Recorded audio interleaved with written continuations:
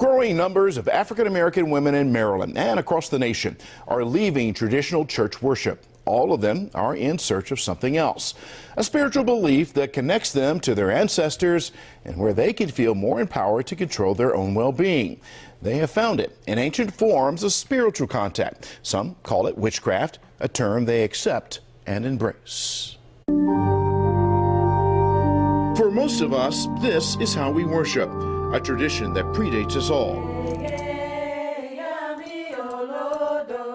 This, too, is an ancient art of worshiping, not to God the Father, Son, and Holy Ghost, but to spirits and deities that span the oceans and date back to pre-slavery days in Africa. Are you, in fact, witches?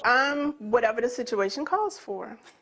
So if you come to me with pleasantries, you being respectful, you'll get Glinda, the good witch of the suburbs. But if you come at me with negativity and meanness and disrespect, then you'll get Eveline, your worst nightmare. They have many names and titles and ranks within their belief system.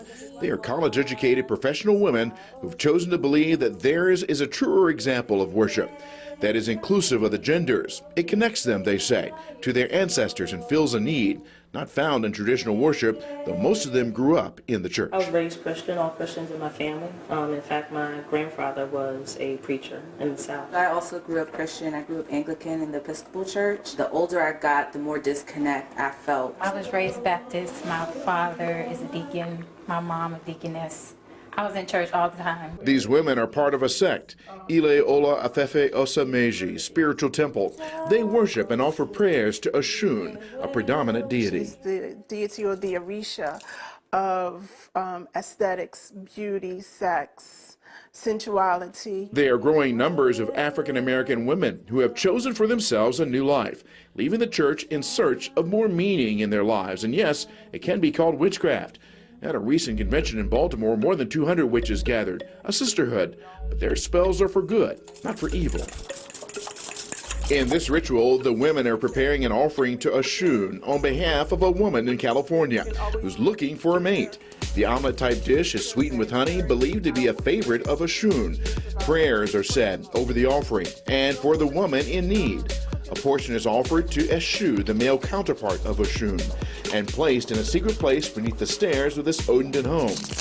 Using shells, they ask the spirit if she is pleased. 4 shells are tossed to the floor, 2 land up, 2 land down. Balance. The gift is accepted. She accepts it. The traditions may seem odd to most, a mystery to some, complex and multi-layered. But these daughters of the moon, followers of Oshun, women, powerful, determined, and understanding, say there is nothing to fear. They are here, and they will be here for the foreseeable future.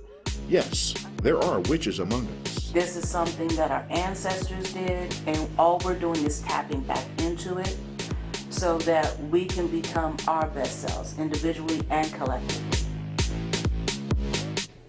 There's so much more to this story than our time will allow, so our conversation continues with these women, where they reveal much more to me. And if you want to watch the extended interview, head to our website, WJZ.com, to watch Behind the Lens. And for even more information, there is a link to the Daughters of the Moon, also at WJZ.com.